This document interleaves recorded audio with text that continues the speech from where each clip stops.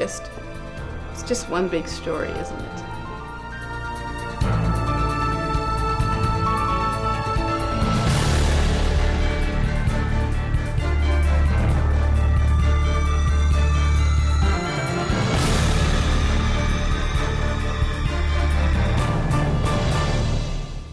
Everybody, welcome to the Story Connection. I'm your host, Donna Wilberg. Well, tonight we're going to interview someone who I've been asked to interview many, many times. She's an author, she's a short filmmaker, and she's a talk show host.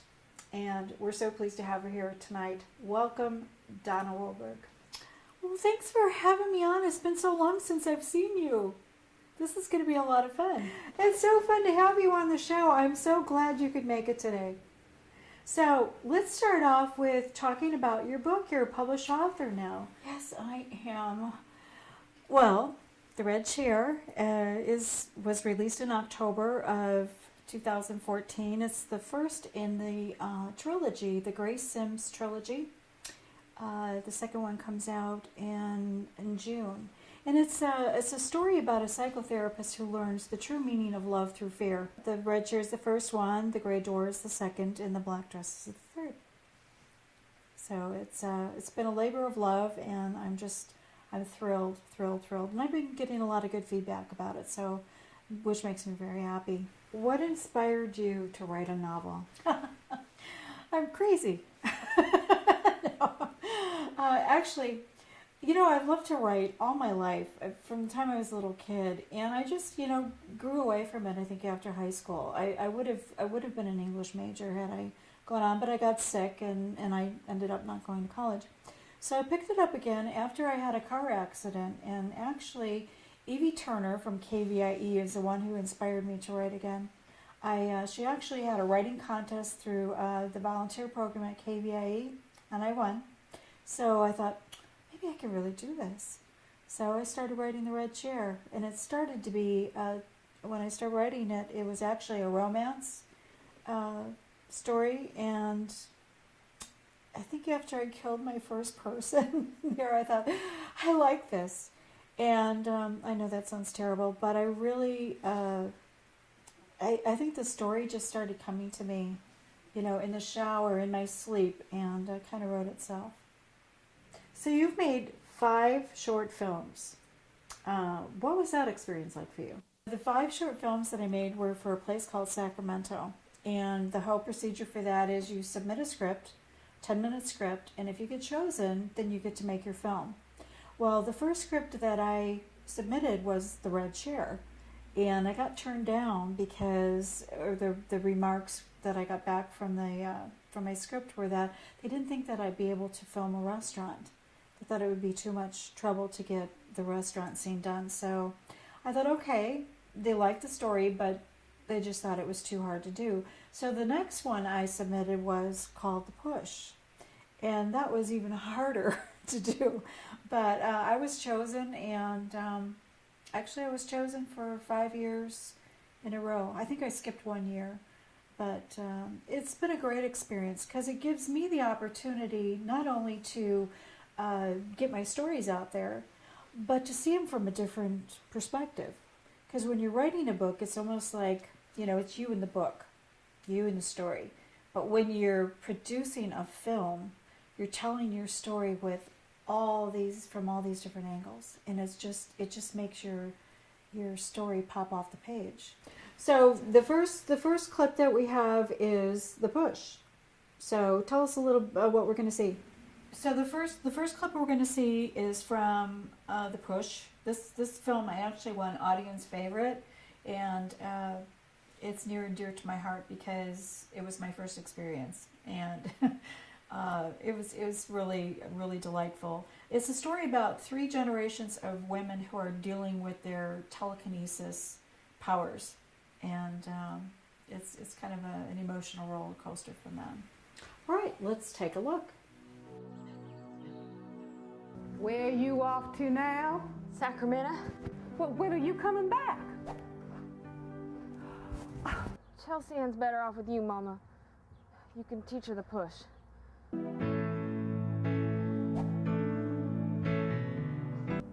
I didn't come all the way to California to argue. A daughter needs her mother. Face it, Mama, I'm a freak. You are not a freak. You have a gift. You think it's easy to be like you? Being like me has nothing to do with this. Seems like my granddaughter misplaced something important. I think it would be nice to meet up people like us. Pass the potatoes, please. Sure. Meeting's on Thursday. Are you done with the salt? That was really cool. That was fun. Okay, so let's talk about Little Thieves. This one is Little Thieves, and it's a story about a woman who has a propensity to attract people who steal from her, and what she does about it. Okay, let's show the clip. I'm this close from losing it. Now open it. Whatever you say. Duty calls. Need help find the guy who robbed Aunt Ida? Do we have to stay with her? She's so weird. Where did all our uncles go? I don't know, Day. Some men just disappear. It's one thing I will not tolerate. It's a person who steals from me. We're supposed to be playing our new game. Yeah, Mom promised. We don't have enough money. Gee, it's too bad. You girls are up to something, I can tell. Nuh-uh. Let me out. Lady, please, let me out of here. You belong in there with all the other little thieves. Honey, what do you eat before you go to bed? Let's talk about Borrowed Time.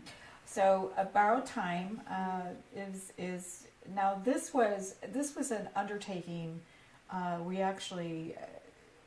had such a time getting this one done. We had underwater scenes, which, you know, who just underwater scenes when you're not a professional? But we did it, and I'm so proud of the work that we did for this particular film, because it was really a labor of love, and you know, everybody was super. Well, let's take a look. I got a Ben Alert bracelet too. Cool. Mine's for penicillin. What's yours? Morphine. Is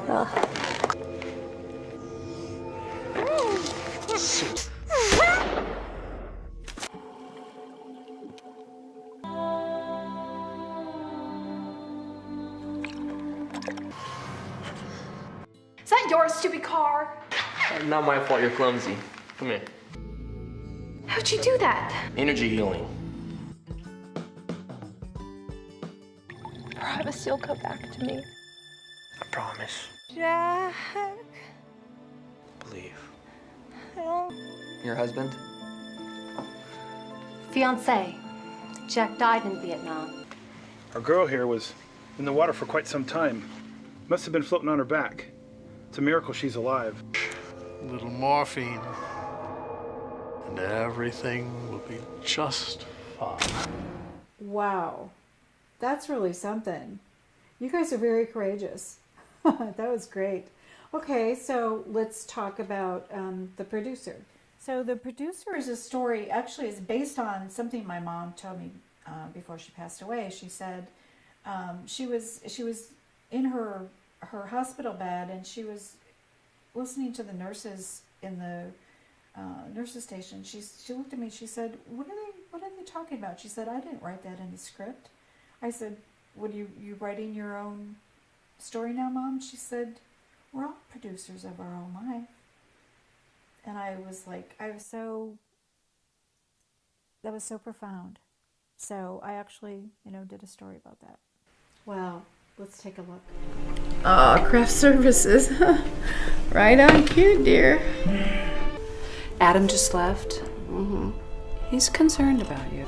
He's just stressed about the PCS film. He's got deadlines to meet. Oh. He's just worried. I told him that he has to be more careful who he selects for his casting crew next time. Except you, dear. You're his leading lady. Life. It's just one big story, isn't it?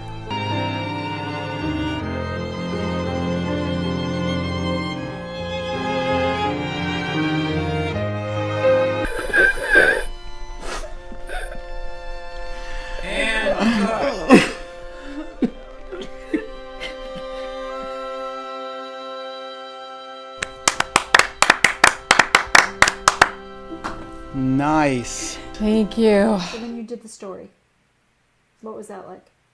This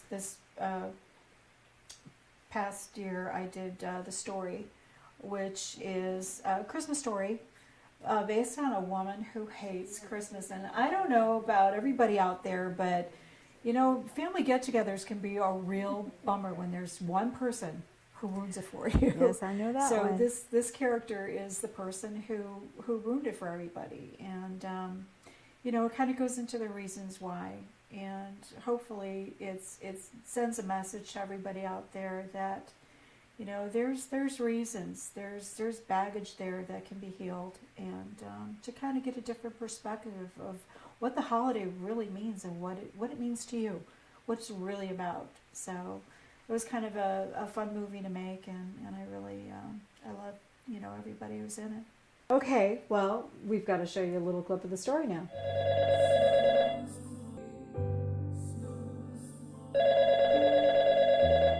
Hi, John. It's Mom.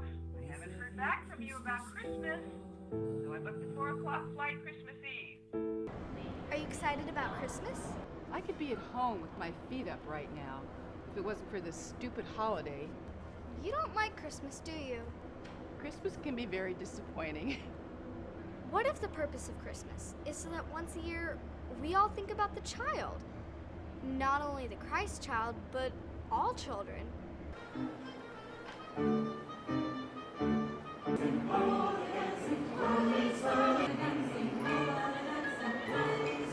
My flight's been canceled, so I won't be coming for Christmas. Hi, I'm Millie, your next door neighbor. I'm Rose. I have nothing to offer except Christmas music and tea. Come on in. What fun. Those are great. Those are really super. Well, let me ask you another question. What motivates you? I have learned so much from doing the shows. You know, the guests that I bring on are amazing.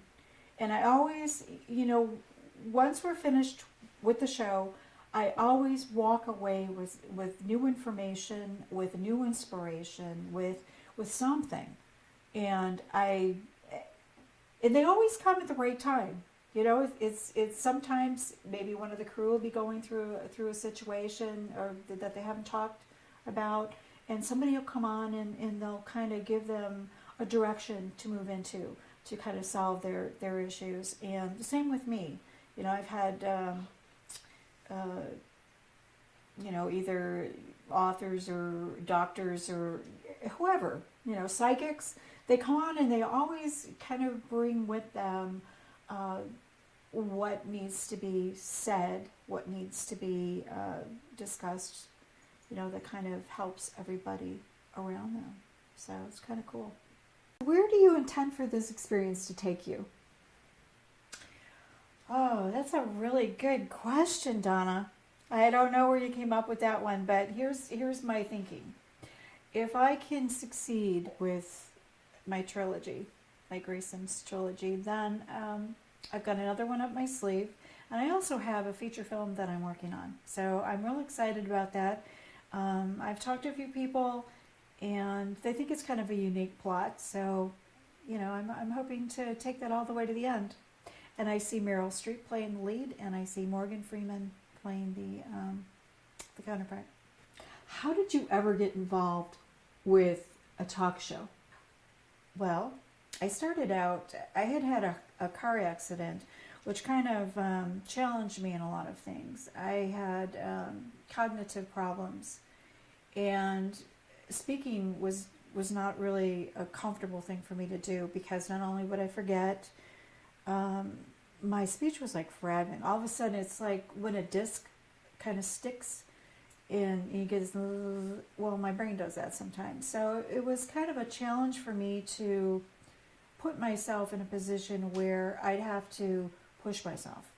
So I agreed to be the host for Journey into the Paranormal, which was through Access. And when that show was taken away from me, I decided I really like this. I love the people that I was interviewing, and decided to carry on. So started a new show called Paranormal Connection. And I think I've been doing it for about 7 years now. And then the story connection kind of came up because I was meeting all these fantastic people, and they didn't really fall into the paranormal genre, but they had fabulous stories that needed to be told. So with the help of my wonderful crew, I started the Story Connection. So what are you currently working on? Ooh. Okay, so I finished the Gray Sims trilogy, and I'm working on a paranormal suspense. So it's a story based on one of the short films that I made, Borrowed Time. So it's about a healer who is shot, thrown in a pool, and she actually survives this encounter, and she comes back with some superpowers that are going to blow you away. Okay, what are some of your other passions? Oh, I love to eat. I really love to eat. I love to travel. I'm very passionate about connecting people. I love when I can help someone make a connection that will make their journey a little bit easier, or just that will put them in a position where they can take the next step. I think that's what we're all here for. So this is a Barbara Walters question. If you had to go back and retrace your steps, what would you do differently? Well, I don't know that I would do anything different. I think that every experience that I have had has propelled me into another chapter of my life. I think that it's, in retrospect, you know, some of the things I've gone through, I never thought I'd survive.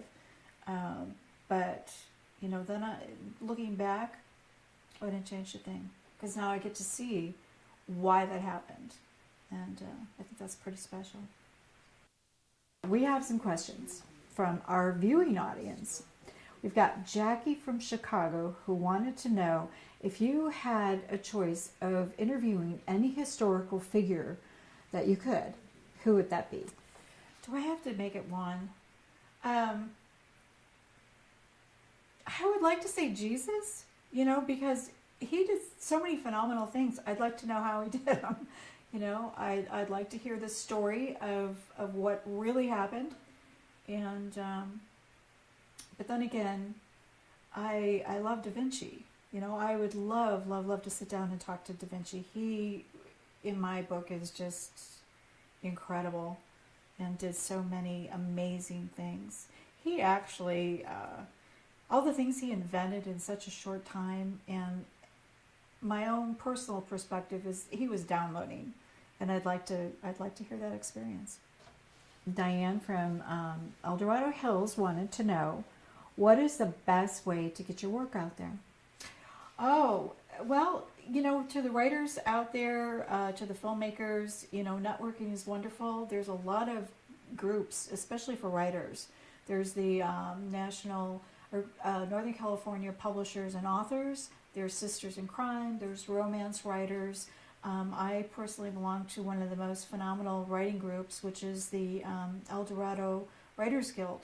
And I think, you know, there's so many people that will help you accomplish your goals and get to where you want to be. So that would be my suggestion. And then for the filmmakers, go to, you know, submit a script to PCS, a place called Sacramento, because that's where you're going to get a lot of valuable experience in filmmaking. Okay, so this is the last question, and Laura from Folsom wants to know, are those eyelashes yours? Well, yes. Have you ever experienced synchronicity? Oh, synchronicity is one of my favorite topics, because yes, I have had so many amazing things happen that have, like I said, they've opened doors, or I've recognized them as opportunities to follow my dreams. And as I stated earlier, you know, there's been some rotten things that happened to me. I got very sick when I was 18. I had Guillain-Barré, and it was misdiagnosed, and I was put on a psych ward.